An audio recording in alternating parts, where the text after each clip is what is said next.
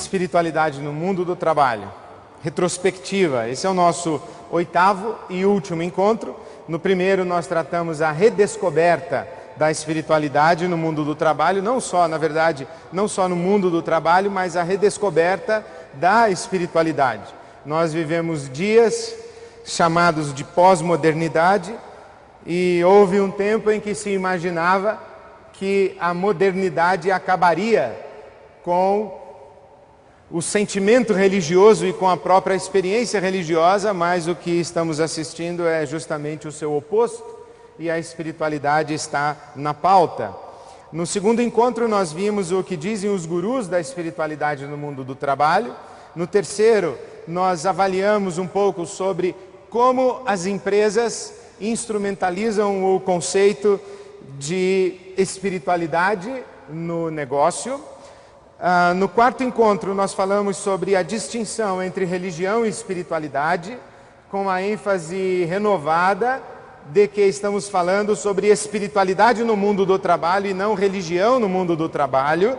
E isso deve ficar muito claro e essa realidade de que estamos falando de espiritualidade, esta compreensão de que estamos falando de espiritualidade no mundo do trabalho e não de religião no mundo do trabalho, é um ponto que deve ficar muito claro, não só para o bom entendimento destas 8 reflexões, mas para o que estamos planejando para o próximo ano, em 2010. Falamos também sobre a relação, no quinto encontro, entre espiritualidade e trabalho, como é que a nossa experiência de espiritualidade e o nosso universo de crenças e até mesmo a própria experiência religiosa afeta a nossa atividade no trabalho. No sexto encontro falamos sobre o profissional que leva a espiritualidade a sério e no sétimo encontro a empresa que leva a espiritualidade a sério. Nesse 8º encontro nós vamos falar sobre 10 razões para levar a espiritualidade para o mundo do trabalho. Eu espero ser breve, até porque, sendo este o nosso 8º encontro, as afirmações que pretendo fazer hoje à noite são praticamente uma síntese ou uma recapitulação ou um melhor entendimento de tudo quanto nós já conversamos até agora. Você pode ir preparando as suas perguntas, não só para o encontro dessa noite, mas para todos os demais encontros em que você esteve presente. Posso lhe adiantar que estamos planejando para 2010 um processo, um projeto, um programa para dar continuidade a esta nossa reflexão sobre espiritualidade no mundo do trabalho. Não queremos esgotar essa nossa discussão nestes 8 encontros, então você já pode imaginar o que vem por aí em 2010, então faça as suas perguntas, porque a base está posta nestes encontros. Então vamos lá, 10 razões para levar a espiritualidade para o mundo do trabalho. A primeira delas é a identidade. A identidade. Quando falo sobre identidade, estou me referindo a quem é esta pessoa que está diante de mim, quem é esta empresa com a qual eu colaboro. A identidade, no meu entendimento, responde esta pergunta: quem é? Quem? Quem é esta pessoa que está diante de mim? E se você preferir, ou se conseguir incluir, quem é principalmente essa pessoa que está diante de mim no espelho? Quem é este profissional? O que é que ele crê? O que é que norteia a sua carreira? Eu já sugeri como leitura para você que tem acompanhado os nossos encontros, um livro do Cliff Hakim. É um indiano radicado na Inglaterra e ele fala que todos nós somos empregados de nós mesmos. E na verdade ele está dizendo que todos nós temos pelo menos 2 carreiras. O título do livro é We Are All Self-Employed, alguma coisa assim. Somos todos empregados de nós mesmos.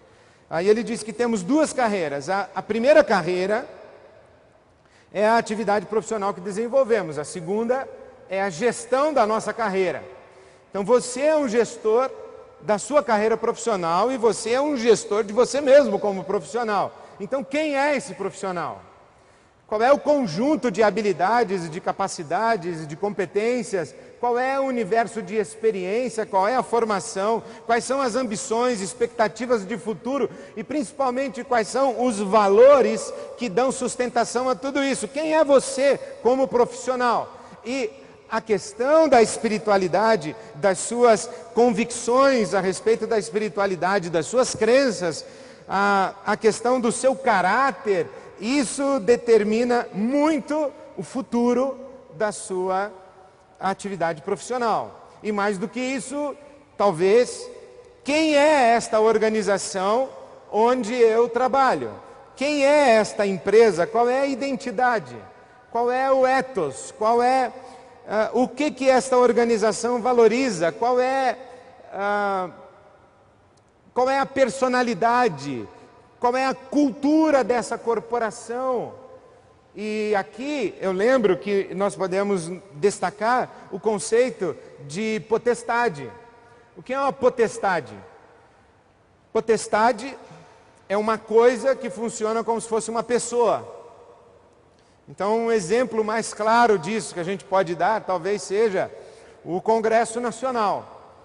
O Congresso Nacional é uma potestade. O Congresso é uma coisa, é uma instituição. Ele não é um ser humano, não é uma pessoa, mas o Congresso tem vontade. O Congresso tem um ânimo. O Congresso tem um modus vivendi que o indivíduo que cai ali dentro, acaba tendo um interlocutor, como se fosse uma outra pessoa.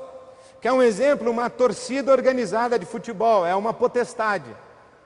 Qualquer grupo onde você está, tem o potencial de se tornar uma potestade, de exercer uma influência sobre você, sobre o seu jeito de pensar, de se comportar, de agir, afetar as suas prioridades. Então a questão dos valores, das sabedorias e do discernimento da espiritualidade ajuda você não apenas a formar a sua identidade como pessoa e como profissional, mas também a julgar a organização na qual você trabalha, se vale a pena continuar trabalhando ali. Então, dependendo do universo de crenças que um grupo tem, a sua identidade é assim definida. O mesmo vale para você, dependendo do seu universo de crenças. A segunda razão para considerarmos espiritualidade no mundo do trabalho, eu adjetivei como integralidade. O que quero dizer com isso é que, na maneira como o trabalho vem sendo organizado ao longo da história, nós podemos encontrar um correlato das perspectivas de ser humano que as diferentes culturas, sociedades e os períodos da nossa história vão adquirindo. O que é esse ser humano que está em atividade de trabalho? É uma máquina? É um recurso? Ele é uma ferramenta? O que é este ser humano? Ele é força física que nós utilizamos para o trabalho braçal? Ele é apenas cabeça? Ele é apenas razão? Ou esse ser humano é um complexo, é um conjunto bio, psico, emocional, social, espiritual? O quanto que essa visão holística, essa visão integral do ser humano nos ajuda a melhor desenvolver as nossas relações de trabalho. Eu descobri isso aqui muito facilmente, na verdade percebi, foi na primeira palestra que eu fiz numa montadora multinacional, e eu falei, olha, na verdade eu sou pastor, não sou um consultor, e vim lhes falar sobre estresse, espiritualidade, ansiedade, como lidar com a ansiedade no dia a dia, porque você sabe, nós lidamos com muitas pressões, e eu comecei, não me lembro adequadamente agora, quais eram os exemplos que eu estava compartilhando com aquele auditório, aproximadamente umas 300 pessoas. Eu falei assim, olha, além de ficar na televisão e no rádio, pastores fazem mais outras coisas, eles conversam com pessoas no dia a dia. Aí eu falei assim, eu queria contar para você as 3 ou 4 últimas pessoas com quem eu conversei, que situações essas pessoas estavam vivendo, a ponto de me procurarem como pastor para conversar comigo. E quando eu contei 3 ou 4 exemplos, eu percebi que no auditório já havia também meia dúzia de pessoas derramando suas lágrimas. É um engenheiro com o pai hospitalizado, é uma mulher em processo de divórcio. E me lembro numa outra palestra que eu fiz, em que eu disse assim, olha, o seu chefe, que é um sujeito insuportável, ele é apenas um homem de bem, tentando ganhar dinheiro para sustentar a sua família, dar uma boa educação ao seu filho. Inclusive o filho dele está fumando maconha e ele não sabe o que faz, é por isso que ele está bravo assim e estressado. Tenha paciência com ele. Aí o chefe estava sentado assim, falou, como é que você sabe tudo isso? Eu falei, atirei no que vi, acertei o que não vi. Na verdade eu não sabia, era apenas um exemplo. Mas as pessoas que estão no ambiente de trabalho, elas são as mesmas que tomaram o café com o marido ou saíram atrasadas de casa para deixar o filho na escola, ou que brigaram com a mulher na noite anterior, ou que passaram a noite no hospital com o pai, ou que acabaram de sepultar um filho no domingo, sabe? Então, quando você começa a olhar para o ser humano como uma unidade, né? Você pegar, por exemplo, uma pessoa em estado depressivo, melancólico, uma pessoa que está registrando perdas, uma pessoa que tem uma autoimagem negativa, enfim, quando você começa a olhar para as pessoas e perceber a integralidade, né, ver o ser humano integral como esse conjunto, esse complexo físico, psíquico, emocional, volitivo, social, racional, espiritual, você começa a tratar melhor com as pessoas que estão à sua volta e organizar melhor o seu trabalho. Aliás, não lembro se eu já contei para vocês, uma vez que fui chamado numa empresa que estava sendo liquidada.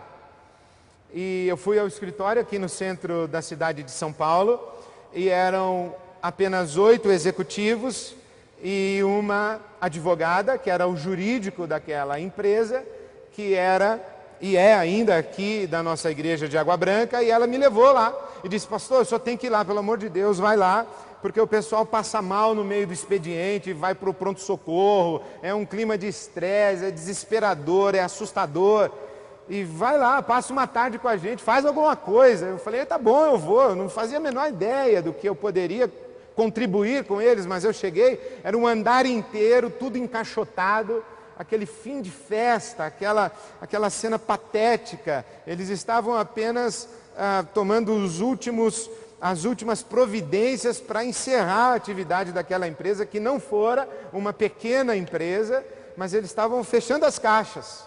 E o último a sair, apagar a luz e acabar tudo. Eram 8 homens de terno e gravata, nos assentamos numa grande mesa de reuniões. E na hora o que me ocorreu falar foi aquela história quando há um paralítico ao lado do tanque de Betesda. E quando, dizia a lenda bíblica, que quando o anjo mexia as águas, o primeiro que pulasse na água seria curado, mas aquele paralítico estava ali havia 38 anos, e ele não conseguia ser o primeiro a pular na água. E Jesus chegou perto dele e disse o seguinte, o que é que você quer que eu faça para você? E ele, muito interessante, ele não pede para Jesus que o cure, ele diz, eu não consigo pular na água primeiro, preciso que alguém me ajude a pular na água. E o que me ocorreu dizer para eles foi o seguinte: olha, que há momentos de tamanha fragilidade em nossas vidas que a gente sequer consegue pular na água. Então alguém tem que pegar a gente no colo e jogar a gente na água.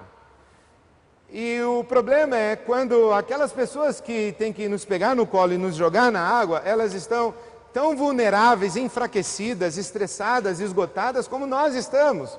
Que é o que eu vejo aqui acontecer com vocês. Vocês estão destruídos e ao lado de vocês há pessoas que também estão igualmente destruídas. Então um não pode pular na água e nenhum pode ajudar o outro a pular na água. Aí eles falaram: pastor, nós estamos assim mesmo, o senhor conseguiu mostrar para nós que nós estamos pior do que a gente pensava. Eu falei: então, o que nós vamos fazer agora? Ele falou: só tem uma chance. A gente escreve uma carta para Deus e pede para Ele. Não sei se os senhores concordariam de escrever uma carta para Deus junto comigo. Eu dei uma folha de sulfite para cada um. Falei: vamos escrever uma carta para Deus e você não precisa assinar, você devolve que eu leio. Assim você não se expõe. Aí eles disseram: não, pastor, nós queremos escrever, a gente mesmo lê, não tem problema não. Falei: então tá bom, então vamos escrever a carta para Deus. Cada um escreveu sua carta. O primeiro que leu foi o homem que estava ao meu lado, à cabeceira da mesa, era o executivo principal. E ele disse com essas palavras: Deus, eu vos agradeço, porque a minha filha tentou suicídio sexta-feira e não conseguiu. Aí fez um silêncio. E aí você entende o que é um ser humano que vai trabalhar. Ele, quando levanta-se para vestir-se para trabalhar, ele não deixou de ser tudo o que ele é. Ele leva para o trabalho tudo. Leva filho, mulher, cunhado, leva tudo. E quando a gente tem uma percepção da espiritualidade, a gente tem uma percepção mais profunda do ser humano e começa a enxergá-lo como essa integralidade. Terceiro, uma boa razão para levarmos a espiritualidade para o mundo do trabalho é esse conceito de sustentabilidade. Eu tentei falar muito aqui nos 7 encontros anteriores a respeito de praxis. Praxis como uma ação reflexiva, criativa, transformadora e radical. Praxis como aquilo que eu faço e sei por que faço. Aquilo que faço e tem um agregado de criatividade que eu empresto à minha ação porque eu sou eu. Quando você faz o que você faz do seu jeito e com toda a densidade da pessoa que você é. Agora, quando eu faço, eu empresto à minha ação a minha própria originalidade. Então, toda a ação deveria ter uma dimensão de criatividade. A menos que a minha atividade profissional implique repetição, repetição, repetição, e não permita que eu me expresse naquilo que eu sou e que eu dê ao trabalho que executo uma carga da minha própria identidade. Esse é um trabalho alienado. Então, a praxis, ela é uma atividade reflexiva, é uma atividade criativa, é uma atividade transformadora, porque quando você faz sempre a mesma coisa, você tem sempre o mesmo resultado. Então, se você quer mudar o resultado, você tem que mudar o que você faz. E se você tem uma ação que é pensada e inteligente, que é criativa, necessariamente ela promove transformação, e transformação no sentido de ser radical. Não é uma mudança cosmética. Não é um verniz na realidade, é uma completa ou quase uma profunda reinvenção da realidade, que é o que nós precisamos hoje. O que nós estamos discutindo é que o modelo de mercado capitalista neoliberal faliu com o mundo e condenou milhões e bilhões de pessoas à morte. Eu estava numa reunião em abril desse ano e um dos debatedores, na verdade era o Frei Beto. O Frei Beto disse a um grupo de empresários e industriais e poderosos econômicos que o capitalismo faliu com o mundo. E um industrial muito rico disse: com o meu mundo não faliu. E o Frei Beto sorriu e disse: pois é, a questão é que o mundo não se resume ao seu mundo. E nós temos 2 bilhões de seres humanos com fome. E o mundo inteiro começa a rediscutir um novo modelo de mercado, um novo modelo de corporação, um novo modelo de regulação da economia, uma nova relação entre Estado e mercado. E nós estamos em busca de um modelo de desenvolvimento econômico que seja ao mesmo tempo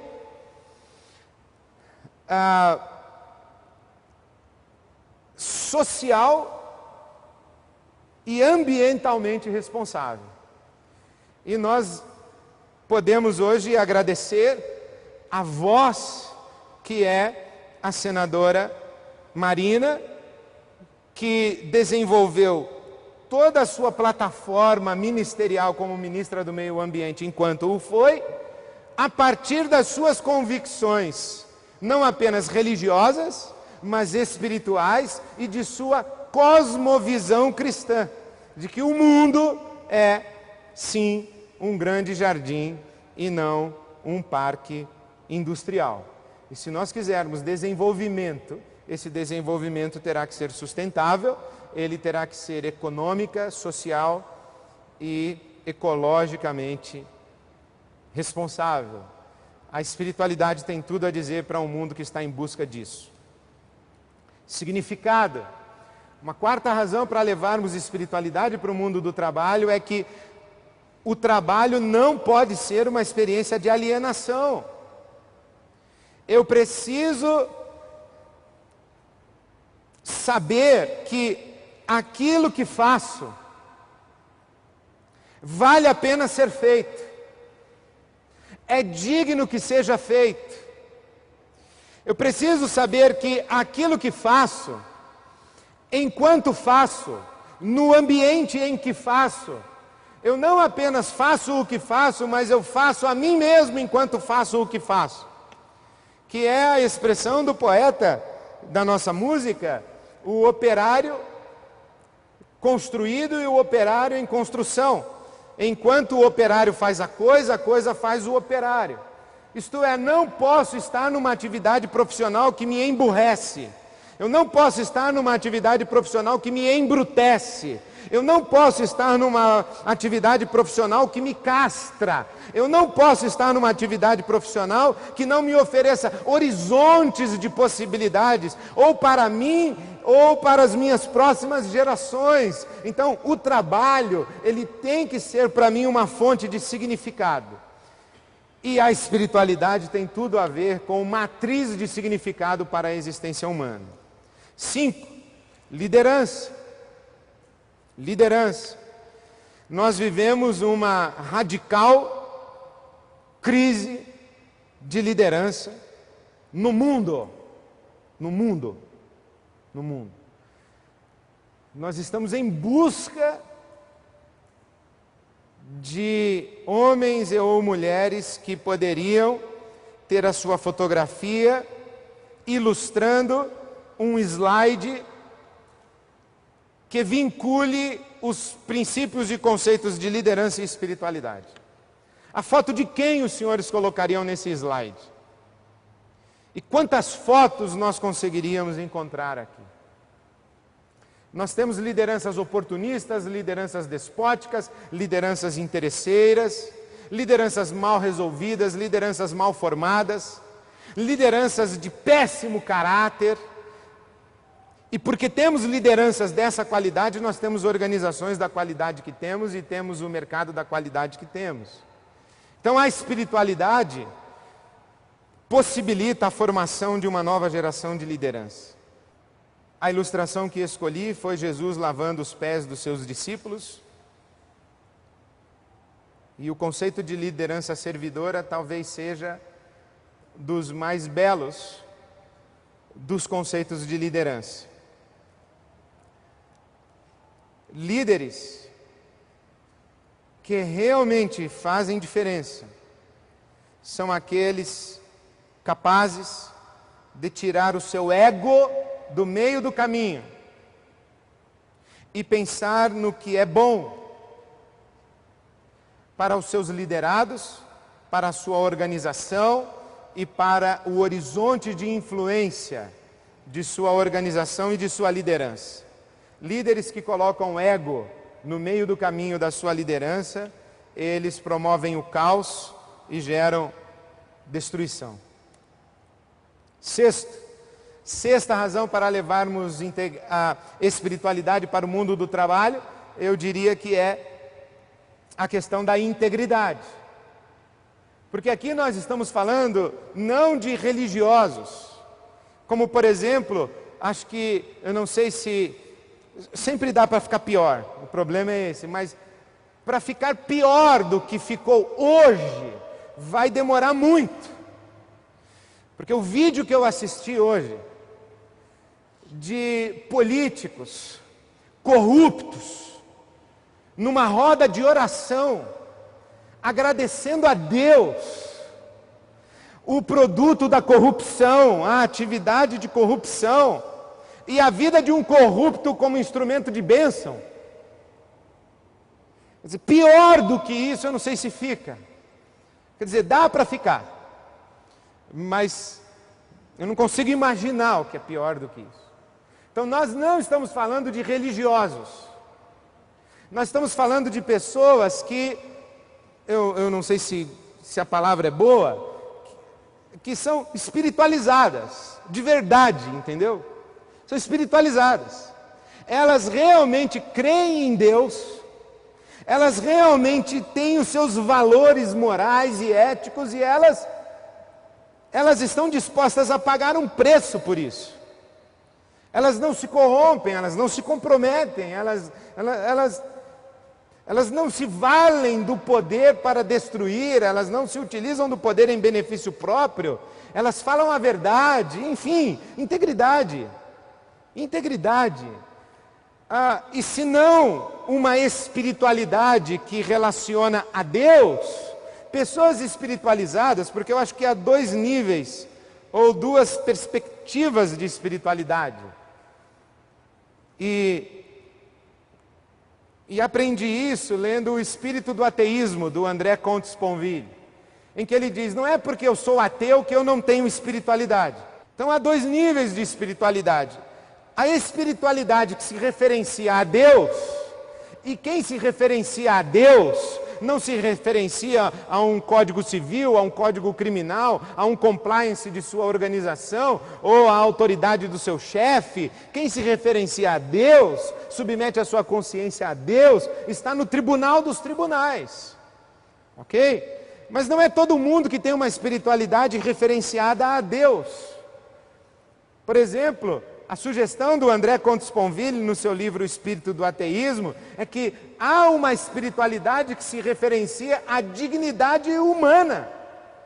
Digamos assim, há uma pessoa que quando ela se torna espiritualizada, ela acorda, ela se olha no espelho e ela tem um compromisso consigo mesma, com sua consciência, com a sua dignidade como ser humano. E desculpe minha expressão, é gente que tem vergonha na cara. E quando a gente encontra gente assim, a gente descansa na integridade, que sabe que o tropeço na integridade faz com que aquele que tropeça sofra muito pelo seu tropeço. Nós não estamos falando com cínicos, estamos falando com pessoas que levam a espiritualidade a sério e, portanto, levam a integridade a sério. Pessoas em quem você pode confiar. Conhece? 7. Sinergia. Sinergia é um conceito simples, que diz que a soma das partes é tão simples que é difícil de falar. Sinergia é o seguinte: 1 mais 1 não é igual a 2. Quer dizer, o resultado final da soma das partes é maior do que a simples soma do valor de cada unidade. Deu para entender? É mais ou menos isso. Às vezes um grupo de 5 vale por 10 pessoas, um grupo de 3 vale por 20, e às vezes um grupo de 20 que tem gente que não está entrosada, que não está integrada, que não tem os mesmos valores, não tem os mesmos compromissos, gente num grupo de 20, mas que joga contra, faz um grupo de 20 valer por um grupo de 3.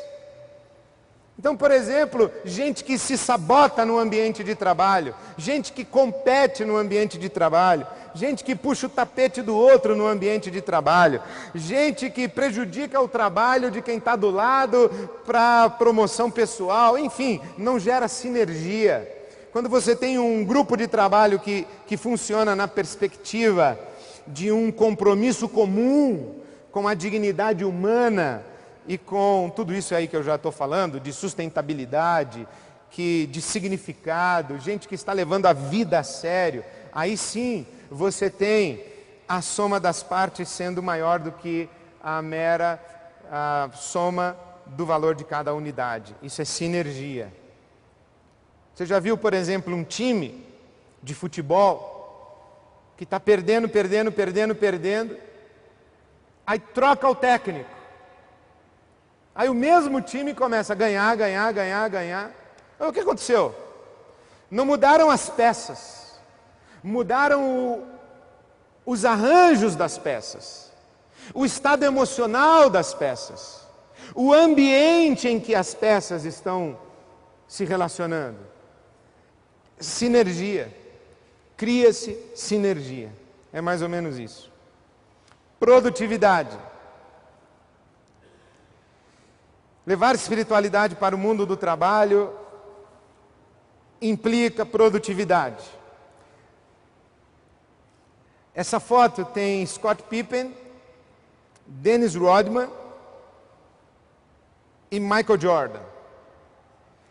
O melhor livro de liderança que já li em toda a minha vida foi Cestas Sagradas, escrito por Phil Jackson,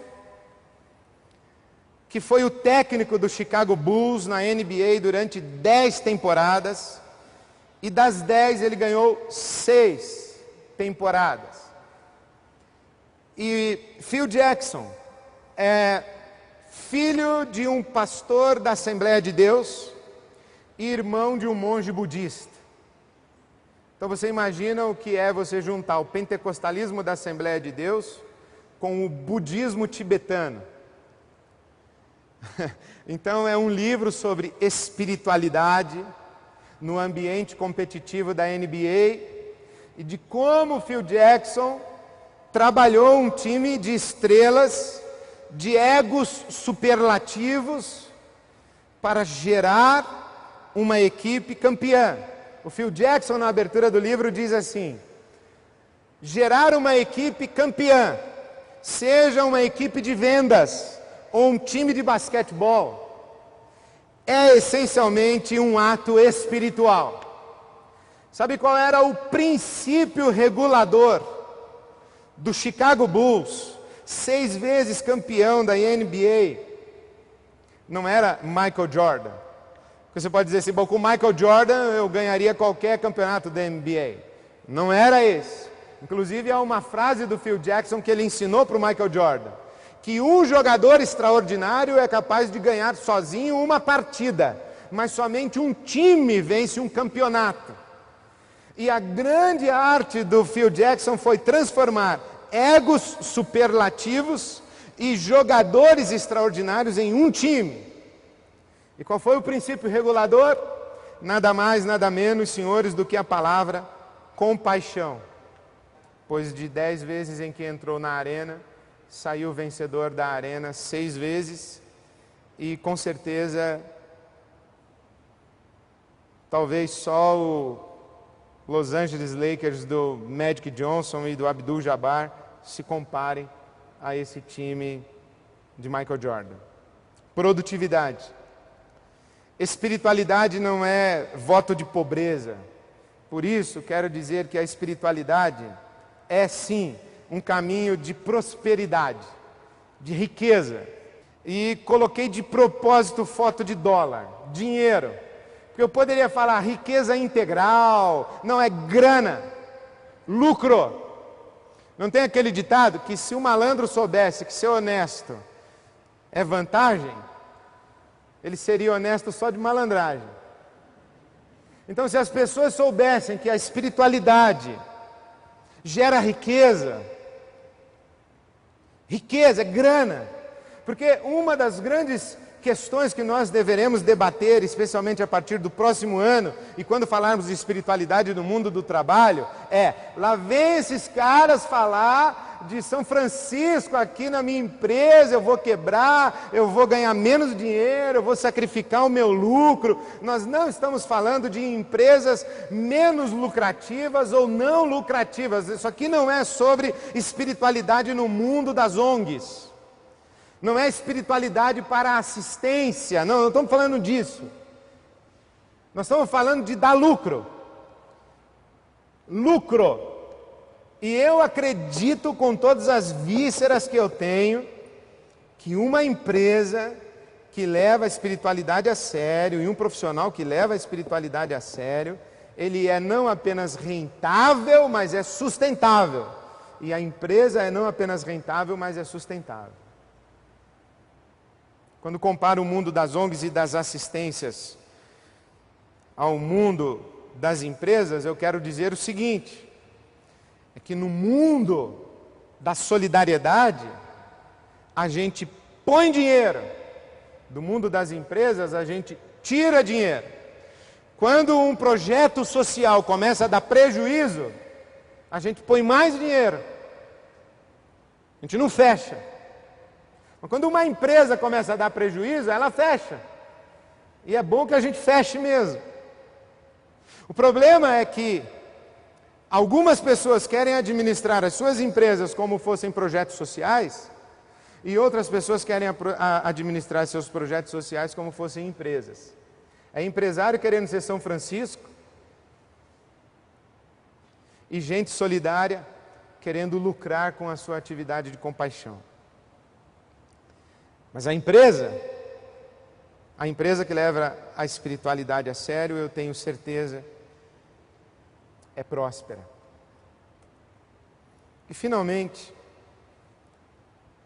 para contrabalançar e regular tudo, e especialmente o slide número 9, justiça. Nós estamos num jogo, e nós temos que saber qual é o nome do jogo. Quando você vai para o mundo do trabalho, você vai para uma arena onde há uma disputa de um jogo. E qual é o nome do jogo? Eu sugiro que ele seja justiça. Que você, como um colaborador de uma empresa, seja tratado com justiça. Que você, como colaborador de uma empresa, trate a sua empresa com justiça. Que a sua empresa trate o mercado com justiça. Que a sua empresa trate os seus fornecedores com justiça. E que os seus fornecedores tratem a sua empresa com justiça, entendeu? Se a gente tem uma teia de justiça, e nós estamos lutando é por justiça. E justiça não apenas para nós estamos lutando por justiça, e eu não teria dificuldade de colocar aí justiça social. O nome do jogo deve ser justiça social. O nome do jogo, na minha opinião, não pode ser lucro, não pode ser prosperidade, não pode ser felicidade. O nome do jogo tem que ser justiça. E somente quem tem um compromisso sério com as dimensões e as categorias da espiritualidade vai entrar num jogo onde há competição em busca de justiça. Vou dar só um exemplo que me ocorre. O que eu quero dizer com isso? Simples. Simples. Alguns poucos anos, eu assisti um jogo, Campeonato Brasileiro, na Vila Belmiro. Santos e Sport, Recife. Sequei aquele time do Sport com tudo que eu pude. Torci contra. E o Santos, eu não me lembro mais, mas eu acho que ganhou. Mas o que eu me lembro daquele jogo é que naquele jogo teve um gol que foi pelo lado de fora da rede. Um gol do Santos. E começou aquela discussão no meio de campo sobre valeu o gol, não valeu, a bola está dentro do gol, mas entrou por fora, valeu, não valeu, valeu, não valeu. Aí tem uma cena que talvez ninguém tenha percebido, é que o goleiro do Sport, que era e é cristão, saiu correndo e foi falar com o capitão do time do Santos, que era e é cristão. E virou-se para ele, os dois amigos, e o goleiro do Sport disse assim: capitão, o gol foi por fora. O capitão do time do Santos saiu correndo, foi até o juiz e disse: professor, o gol foi por fora, o senhor pode anular. Aí o juiz anulou o gol. Bom, a França estará na Copa. Com a malandragem de Thierry Henry, que com a mão boba ajeitou a bola para o único gol que desclassificou a Irlanda da Copa de 2010.